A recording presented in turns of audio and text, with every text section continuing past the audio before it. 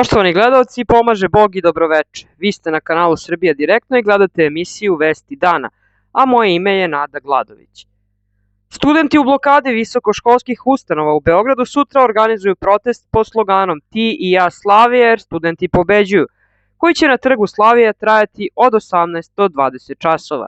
Oni su u objavi na Instagramu naveli da će pre skupa građani se okupiti na 4 lokacije, odakle će krenuti ka Slaviji. Okupljanje je predviđeno od 13 do 16 časova kod Poljoprivrednog fakulteta u Zemunu, a od 14 do 17 časova kod Pravnog fakulteta na Autokomandi i na Trgu Republike. Dakle, na ovim lokacijama od 14 časova traje okupljanje. Na tim lokacijama će do polaska ka Slaviji biti organizovani bazari i akcija štampanja majica, ko nije stigao do odštampa. Ti i ja, Slavija, vidimo se, poručili su studenti u pozivu na skup. Kako se prenosi na društvenim mrežama, na Zvezdari je sinoć došlo do incidenta. Nosioci transparenta Srbija pobeđuje napali su grupu maloletnika, među kojima i jednu devojčicu, nakon čega su ih ubacili u kontejner za đubre. To su bre huligani, to nisu ljudi, to nisu ljudi bre, to nisu ljudi. Devojci su od 15 godina, to nisu ljudi.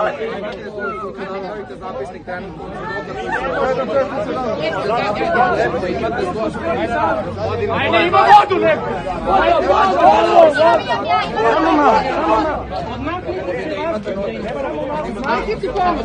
Ne idemo tamo. Evo ja ću vam pokažem koji su. Ti si stigao. Neka policajaca pitao nešto. Nisu ni bili tu.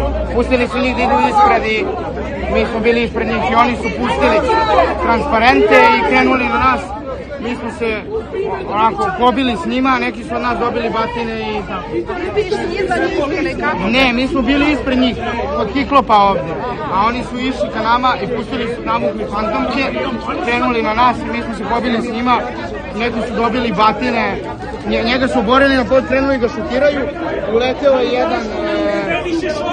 je jedan stariji momak. Poštovani gledalci, kao što znate i svi sa neizvesnošću očekujemo sutrašnji veliki studentski protest zakazan za 23.6. u 18 časova na Slaviji. Tim povodom kontaktirali smo brata Miroslava Vujanića, koji će zajedno sa grupom saboraca krenuti na protest tako što će se prethodno skupiti ispred Patrijaršije. Ako sam dobro razumela, brate Miroslave, i ako možete više reći o tome, vi da nam kažete. Pomaže Bog i dobar dan tebi i tvojim gledalcima. Pa,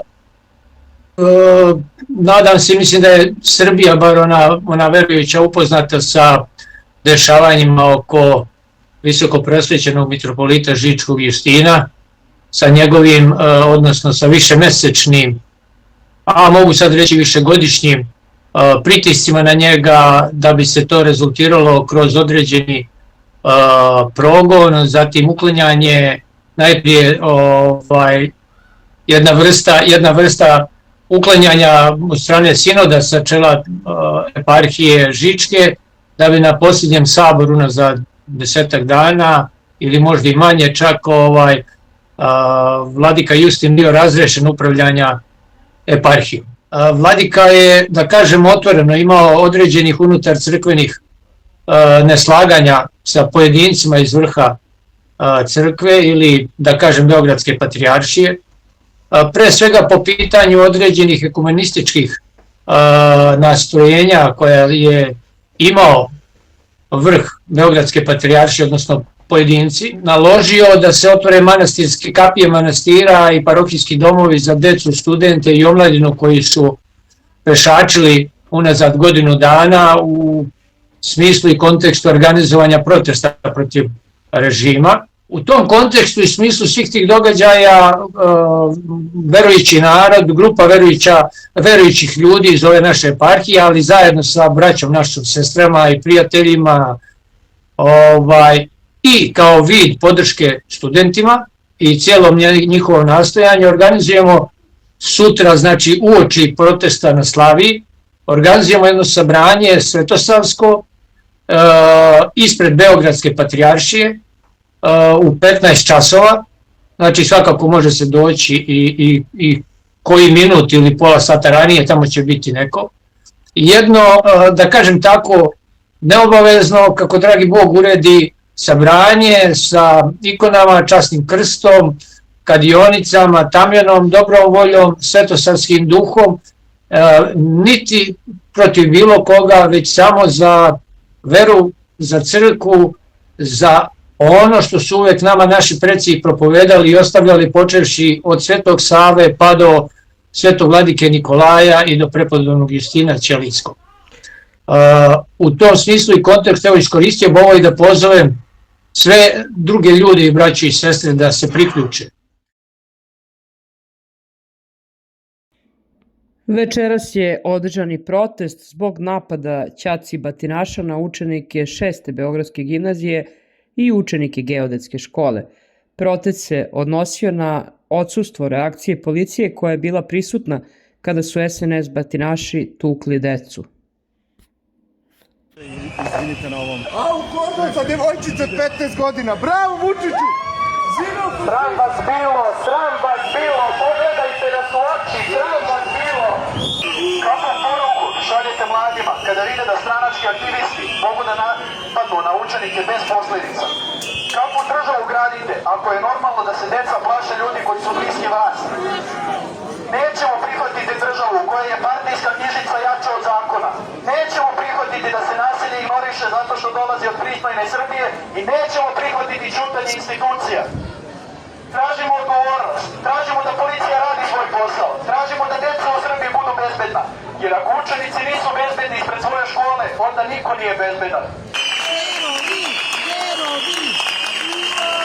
Država koja ne ume da zaštiti učenike ispred škole nije jaka država. To je uplašena država. Jer jaka država ne ćuti kada tuku decu. Ona ne okreće glavu od nasilja. Ne štiti stranku, nego zakon. Ovo nije slika snage. Ovo je slika uplašene vlasti. Vlasti koja se plaši učenika. Vlasti koja se plaši telefona koji snima. Vlasti koja se plaši istine. Zato sutra, kada se Slavija ispuni studentima i građanima, jedna poruka mora da bude svima jasna.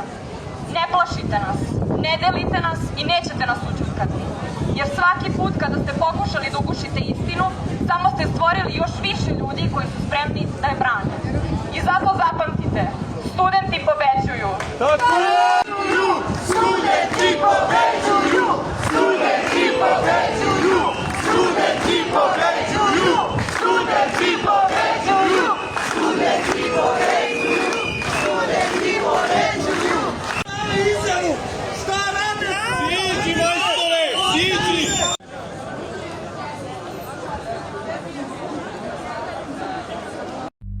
U ekskluzivnom intervju za produkciju medijske kuće Srbin Info i Centar istaknuti istoričar i politički analitičar Dragomir Anđelković dao je dubinsku analizu aktuelnih događaja u Srbiji u kontekstu kako ubistvo na Senjaku u restoranu 27 i uključenost najviših policijskih zvaničnika utiče na spoljnopolitički ugled i kredibilitet Aleksandra Vučića, kao i koliko je sam Vučić u strahu pred studentski skup 23. maja. Anđelković tokom intervjua nije ostavio ni jednu važnu temu nedotaknutu, od kartelske prirode režima Aleksandra Vučića preko stranih igrača koji su umešani u društveno-političke događaje u Srbiji, do strategije opozicije i snage studentskog pokreta u borbi da se građanima Srbije i celom srpskom narodu vrati oteta država kojom rukovodi kriminalna grupa oko braće Vučić. Dragomir Anđelković je na samom početku istakao da Vučić više ne može da se osloni ni na SNS, ni na policiju, ni na vojsku. Podsjetio na 15. mart kada je Vučić po rečima Čedomira Jovanovića dovodio kriminalce u podrume garaže da brane institucije jer se plašio izdaje sopstvenih snaga bezbednosti. Zamislite koliko se danas plaši posle onoga što se desilo na Senjaku, naglasio je Anđelković. To je, po njegovim rečima, jasna poruka da kriminalni klanovi polako izlaze iz kontrole. Anđelković je objasnio da je restoran 27 mesto gde se okupljaju političari, biznis elite i ljudi iz klanova bliskih režimu.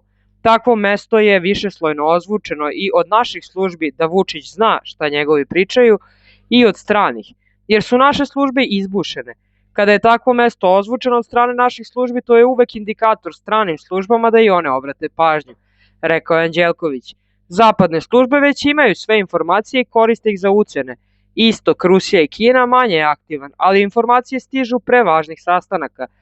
Ne može ovo da promakne ni Siju ni Putinu, istakao je Anđelković, ali u realnom vremenu verovatno još nije stiglo do njih, za razliku od Zapada koji to koristi za pritisak na vlasti u Srbiji. Anđelković je jasno rekao da je Srbija postala kartel država, simbioza vlasti i kriminala na najvišem nivou. Mi podsjećamo na Panamu dok je njom vladao Manuel Noriega, ali i na Nikaragvu pre sandističke revolucije. Upozorio i dodao da za razliku od normalnih država gde država kontroliše kriminal, u Srbiji su vlast i kriminal jedno. Vučić je duboko povezan sa Izraelom preko Mosada, investicija, fabrika i dronova, tvrdi Anđelković i upozorava da ta fabrika nije za nas, već za Izrael i treće zemlje. Istakao je i dinamizaciju saradnje sa NATO-om kao Vučićev pokušaj da dobije podršku Zapada za opstanak. Anđelković je u intervjuu pozdravio studentski memorandum o Kosovu i Metohiji, jer blokira dalje evrointegracije pod Vučićevim uslovima. To je crvena linija za takozvane evropejce. Zato su oni ustali protiv takvog studentskog stava. Rekao i dodao da studenti sa svojim memorandumom o Kosovu i Metohiji daju još jači kredibilitet svoje studentskoj listi na budućim izborima. Iako priznaje praktične razloge za više kolona, Anđelković je i dalje za jednu kolonu, sa zakletvom na Ustavu i dogovorom o brzim izborima posle pada Vučića. Dragomir Anđelković je jasno poručio da je Vučić vrlo uplašen čovek, koji pred 23. maj ponovo razmišlja o tome da bude blizu aerodroma u Surčinu, kako bi mogao brzo da pobegne ako se stvari otrgnu kontroli. Iako ne očekuje veće nemire, njegova reakcija će biti da ostane nedaleko od aviona, radije nego da krene silom na narod. Zato je najvažnije da nas u subotu bude što više na Slaviji, jer samo jedinstveni i brojni narod može da se oslobodi ove kartel države, zaključio je na kraju intervjua politički analitičar Dragomir Anđelković, izvor Srbin Info. Veselin Milić se družio sa mnogima, navodi X profil bez traga, Vučićevim kumom Nikolom Petrovićem, Zvonkom Veselinovićem i Zlatiborem Lončarom. Oni su ga Aleksandru Vučiću 2013. godine predložili za načelnika policijske uprave Beograd, ali Veselin je probao da ih reketira pa su se brzo posvađali. Kod Aleksandra Vučića je brzo izgoreo jer je Vučiću ispričao za događaj na splavu, navodno vezan za Danila, pa je bio na crnoj listi 2014. godine. Veselin Milić je rešio aferu Countryman sa Aleksandrom Đorđevićem, direktorom BIA, i Vučiću se vraća poverenje u Veselina Milića jer je učestvovao u jednoj tajni. Drugi slučaj, tajna Sava Mala, gde je opet Veselin Milić, a Đorđević ubija, Veselin Milić tada počinje da se druži sa Nemanjom Vasiljevićem, koji je držao advokatsku kancelariju sa Đorđevićem iz BIA.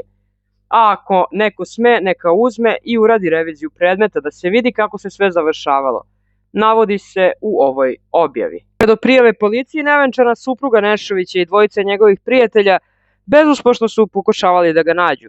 Nešovićev kum je izjavio kasnije policiji da je nakon njihovog poslednjeg razgovora više puta pokušao da kontaktira sa svojim prijateljem, ali da je ovaj od 23:10 časova bio nedostupan. Taj kum je otišao oko 6 časova ujutru ispred restorana gde je video parkiran BMW kojim se Nešović dovezao. Ovaj prijatelj je izjavio da je oko 9:15 časova pozvao Veselina Milića i da mu je načelnik policije tom prilikom rekao da je napustio ugostiteljski objekat odmah nakon Nešovićevog izlaska. Milića je pozvao još jednom oko 15:30 časova istog dana i, kako tvrdi, Milić mu je tada rekao da ne prijavljuje još uvek nestanak i da sačeka neko vreme, jer postoji mogućnost da se Nešović negde zapio. Drugi Nešović je prijatelj je izjavio da oko ponoći pustio poruku da vidi šta se dešava. Nije bilo odgovora. Sutradan je ponovo pustio poruku, ali ni na tu nije dobio odgovor. Nakon toga Nešović i prijatelj je otišao ispred Bosketove kuće da proveri da nisu tamo, ali na adresi je zatekao samo čistačicu. Nešovićeva supruga je izjavila da je oko 23:05 kontaktirao sa njom njihov kum i saopštio da se čuo sa Nešovićem, koji mu je rekao da kreće kući iz restorana jer Milić sedi za stolom sa Sašom Vukovićem i da on ne želi da bude u društvu sa njim. Međutim, on nije znao da se Nešović vrati u lokal. Nedugo potom, kum je ponovo kontaktirao sa suprugom Nešovića kako bi se informisao o povratku kući i razlozima zašto je nedostupan. Nešovićeva supruga je zatim oko 6 časova ujutru ponovo pokušala da stupi u kontakt sa nevenčanim suprugom, ali je bio nedostupan. Zatim je u 2 navrata u 10:15 i 30:30 pokušala da stupi u kontakt sa Vukovićem, ali je i on bio nedostupan. Supruga je zatim pokušala da ostvari komunikaciju sa Veselinom Milićem, ali njegov broj je bio zauzet. Uviđaj je počeo tek u večernjim časovima, posle 21:30 13. maja u restoranu je započeo uviđaj. Tokom ove radnje pronađene su 2 čaure, što je veoma neobično jer su osumnjičeni skoro 24 časa uklanjali tragove krvi Nešovića. Kako su onda zaboravili da sklone 2 očigledna dokaza? Detalj o 2 čaure posebno je zanimljiv ako se ima u vidu da je u jednom od policijskih dokumenata zabeleženo da je izvesni osumnjičeni izjavio pripadnicima UKP-a MUP-a Srbije u neformalnom razgovoru da je Vuković pucao 4 puta. Međutim, taj iskaz nije hteo da ponovi pri sačinjavanju službene beleške, konstatuje se verovatno iz straha. Ako je pucano 4 puta, zašto su pronađene samo 2 čaure? Neobično je prosto da neko skloni 2, a ostavi druga 2 dokaza, piše Nedeljnik. Miloš Medenica javlja, Baju nije ubio Boske, već je direktni izvršilac prvi čovek beogradske policije. Dragi građani, Medeni je nasio na informacije koje je iznio. Poturili su mi da je Baju ubio Boski. Baju nije ubio Boski, već je direktni izvršilac prvi čovjek beogradske policije Veselin Milić.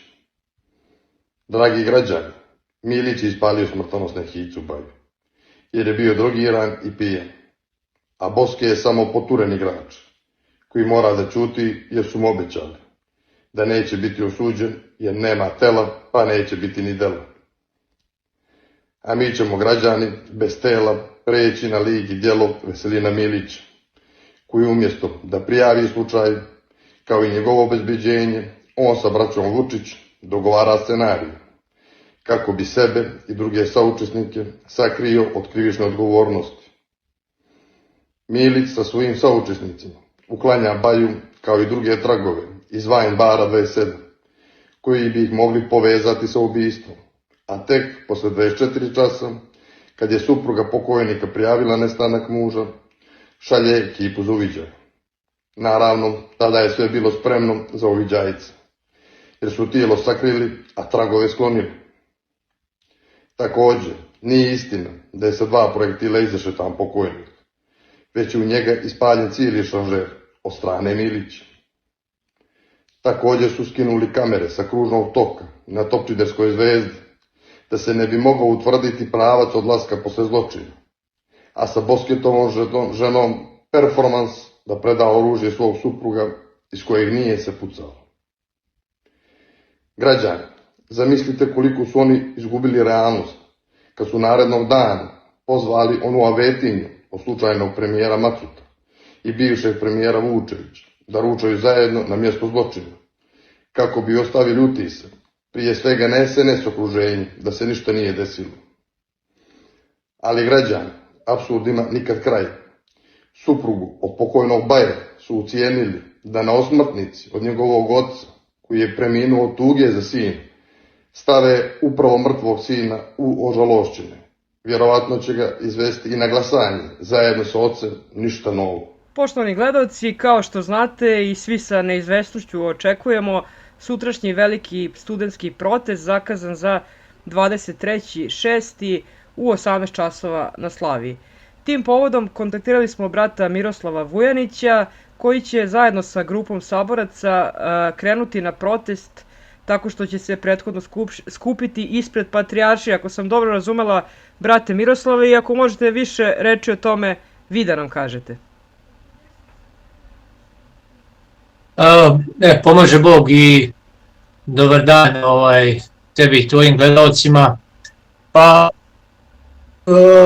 nadam se, mislim da je Srbija, bar ona verujuća, upoznata sa dešavanjima oko visokopresvećenog mitropolita Žičkog Justina, sa njegovim, odnosno sa višemesečnim, a mogu sad reći višegodišnjim pritiscima na njega, da bi se to rezultiralo kroz određeni progon, zatim uklanjanje, najprije jedna vrsta uklanjanja od strane sinoda sa čela eparhije Žičke, da bi na posljednjem saboru za 10 dana ili možda i manje čak vladika Justin bio razrešen upravljanja eparhijom.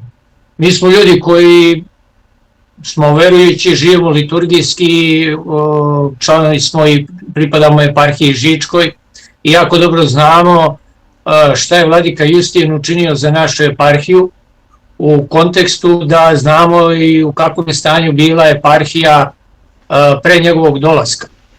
Ne bih to ponavljao, ali možda radi nekih ljudi koji ovo prvi put čuju, vredno znati da je ovdje odista bio nakon upokojenja blaženo počivšeg vladike Stefana Žičkog, Stefana Boce.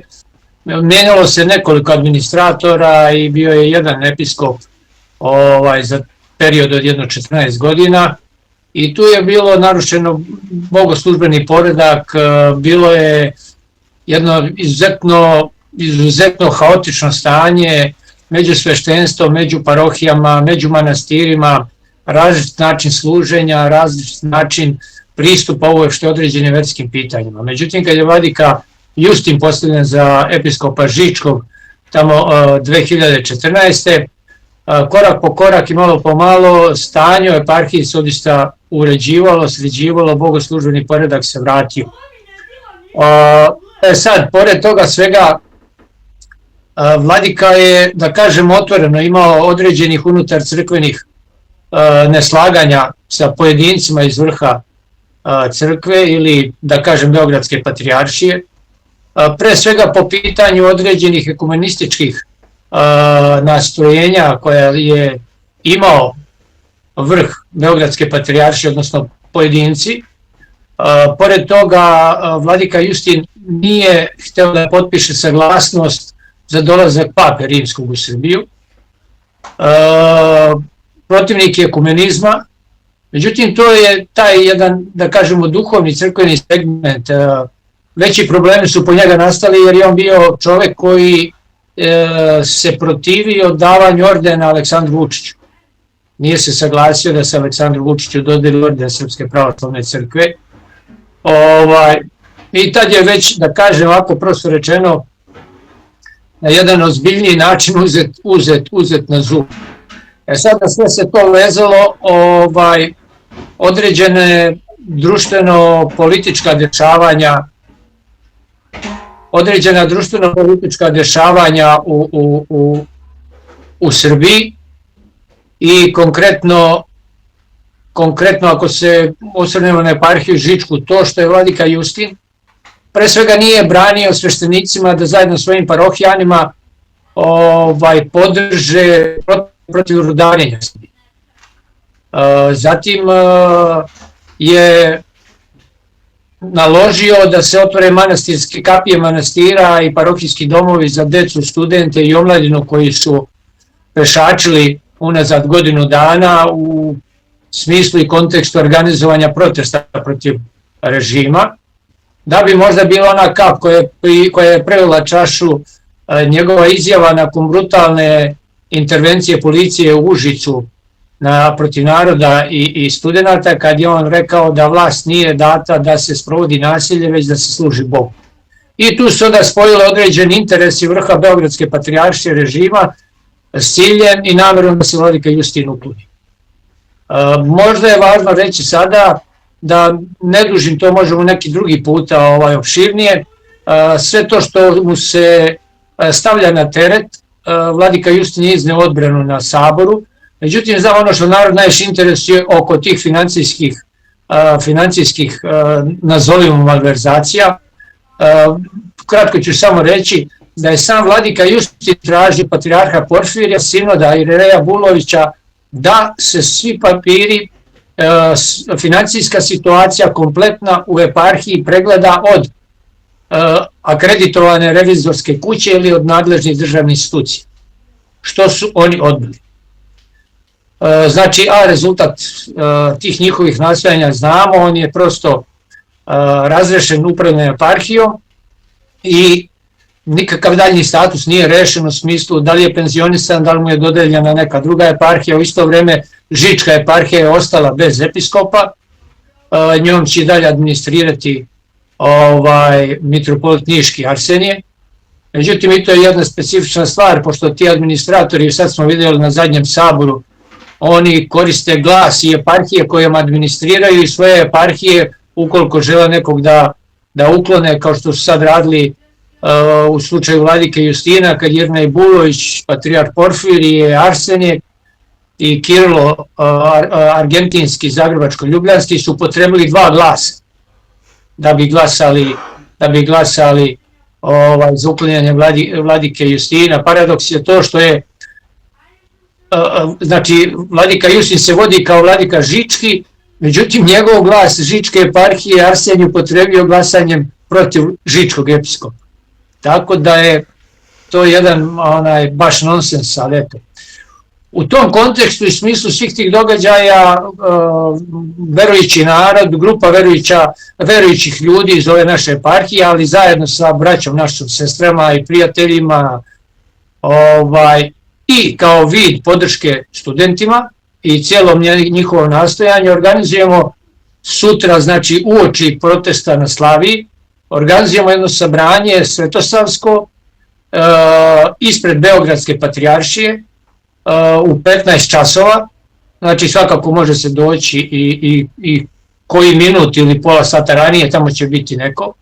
Jedno, da kažem tako, neobavezno, kako dragi Bog uredi, sabranje sa ikonama, časnim krstom, kadionicama, tamjanom, dobrom voljom, svetosavskim duhom, niti protiv bilo koga, već samo za veru, za crkvu, za ono što su uvek nama naši preci propovedali i ostavljali, počevši od Svetog Save pa do Svetog vladike Nikolaja i do prepodobnog Justina Ćelijskog. U tom smislu i kontekst, evo iskoristio bi ovo i da pozovem sve druge ljude i braće i sestre da se priključe i da izbegnemo one smutnje koje imamo svih ovih godina, zašto neko sad organizuje ovo, zašto neko nije to radio ranije ili jednostavno da kažem da ne traže 9 razloga zašto ne bi sutra došli, nego da nađu jedan valjan razlog zašto bi sutra pojavili se pre svega u 15 časova ispred patrijaršije, onda svi zajedno u jednom molitvenom krstnom litijskom hodu krenuli ka tom centralnom mestu gde će biti centralni događaj protiv studenta. U stvari, brate Miroslave, sutrašnji skup ispred patrijaršije je jednovrsno i podrška mitropolitu Justinu i podrška studentskom protestu. Apsolutno.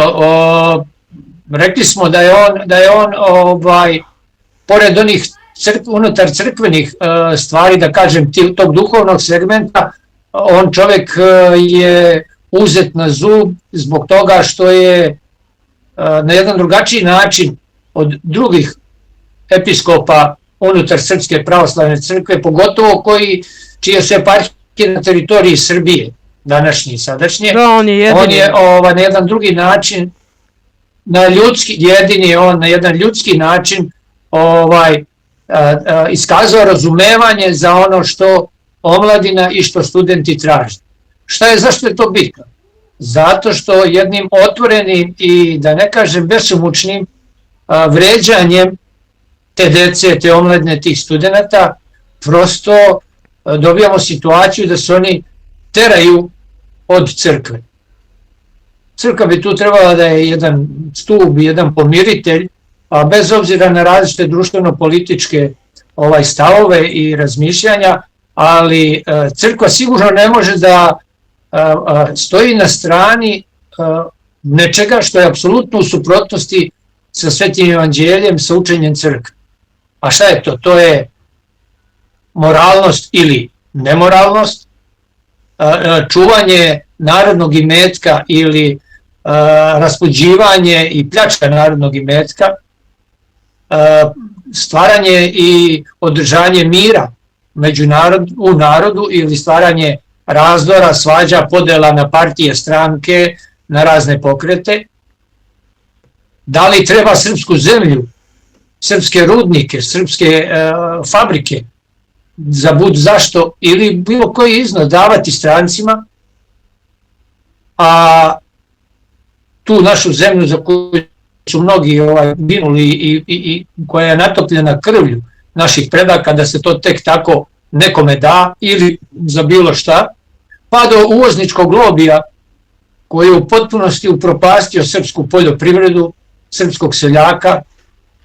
Tako da tu su mnogi razlozi koji stoje u prilog tome da crkva ne bi trebala da podrži tako činjenje ili da slobodno kažem zločinjenje. Nažalost, apsolutno, slažem se, pogotovo malo izgleda običnom čoveku, a i ljudima sa kojima i ja razgovaram, pretpostavljam i ti, da oni se čude da vrh crkve govori kako neće politički da se eksponira, neće da zauzima stranu, a neprekidno se čini da zauzimaju upravo ovu stranu koja je sve to uradila, o čemu pričaš. Pa, da budemo iskreni i da budemo otvoreni i da se ne pravimo slepi. Znači, dok jedna strana koja bi htjela da iskaže svoje stavove nema uopšte pristup medijima, nema uopšte logistiku, nema ništa, druga strana koja otvoreno kaže stvari i sam predsjednik, on lobira za stranku, naprednu stranku, kao predsjednik države. Onda koristi državne resurse, koristi određene državne projekte, da bi se tu sabrali patrijarh Porfirije, da bi se tu sabrao Mile Dodik, da bi se tu sabrao Vučić i da bi se to predstavilo kao veliki uspeh države, a u stvari sve je u cilju i s ciljem promovisanja jedne političke opcije, jedne stranke. Crkva ne bi smela da ulazi u takve igre i u takve opcije, nego prosto, međutim, šta reći, da budemo otvoreni, šta reći kad je ovi svi reality programi koji, ako čovjek iole moralno, ljudski, a pogotovo duhovno gleda, prosto razaraju biće srpskog čoveka. Ti su reality, njihova dozvola dobijena za njihovo prikazivanje na državnoj frekvenciji je upravo bila u vreme dok je na čelu RRA, radiodifuzne agencije, stajao tadašnji episkop, ja mislim Jegarski, u to vreme bio Porfirije, današnji patrijarh. U zapadnim zemljama ili bilo kojoj uređenoj zemlji takvi programi ne mogu uopšte da se prikazuju na državnim frekvencijama u bilo koje doba dana. Izvoli, imaš privatni program, svoj kanal, ko hoće da gleda nek plati, pa preno i nek gleda. Međutim, to su sve opasni segmenti duhovnog, a ne može se drugi način naći nego prosto narodno reći razvaljivanje naroda. Zašto? Zato što duhovno uništen narod nije ni moralno, niti bilo kako drugačije spreman da stane u odbranu bilo istine, bilo pravde. Zašto je tu opasna ta celokupna igra koju igra Aleksandar Vučić? To nije samo politička, to je duhovna igra. Zašto? Zato što se ljudi moralno i duhovno lome da zarad posla, zarad plate, zarad crkavice podržavaju tu političku opciju, iako u privatnim razgovorima oni se s tim ne slažu. A onda je još gore, ako idemo korak dalje, da oni koriste siromaštvo i materijalnu neimaštinu drugih ljudi iz svojih gradova i svojih sredina, da bi ih kroz, kako narod kaže, 1, 2, 3 crvene i sendvič strpali one autobuse da idu širom Srbije i da se pokaže jedna apsolutno nerealna slika podrške nekome. I to su sve stvari koje se jednom rečju zovu laž, a laž dolazi po Svetom pismu od koga? Od nepojmenika, od đavola. Od oca laži. Od oca laži, tako. I sad pojedinci iz crkve stoje na toj strani, a za razliku od toga proteruju jednog vladiku koji je ljudski, časno, iskreno, ne skrivajući ništa, samo rekao da se sasluša i da se ta omladina podrži, da se ta omladina ne odbacuje, ni od crkve, ni od Srbije. Šta treba da se oni toliko stave u neku poziciju, situaciju da napušte ovu zemlju i da sa svim svojim talentima služe nekome, bilo na zapadu, bilo u Kini, bilo gdje drugo. Kome to može biti cilj ako ima iti malo svesti i razuma? Ovdje bih napomenuo, kad sam već otvorili tu temu, jako bitnu stvar, mi ćemo to i sutra isto naglasiti, jeste arhimandrit Damjan Cvetković, koji je bio sekretar eparhijskog upravnog odbora, od koga je traženo da svedoči protiv vladike Justina, da budemo otvoreni. On čovjek je njegovo duhovno čedo i pre svega, pošto su sve nije imao čime nikako da svedoči lažno, jer su svi papiri čisti, on je na jedan svojevrstan način pritočen, zatočen u manastiru Studenica. Znači njegov brat rođeni ne može da ga posjeti, evo sad rekli su ne može do Sabora da se vrši posjeta, imao je nedavno operaciju na VMA na grlu, nije se javio na lekarski pregled zakazan, dvoje lekara je išlo da ga posjeti u Studenicu, nije im dozvoljeno da urade taj pregled. Pa šta je to? Ko su ti ljudi koji vode Srpsku pravoslavnu crkvu, koji je Sveti Sava molitvom, mukom i ne znam čime ne stekao, a posle njega svi sveti naši preci održali do današnjih dana. Jasno. I vladika Justin kao stara ta monaška škola, jer to je važno, neki ljudi možda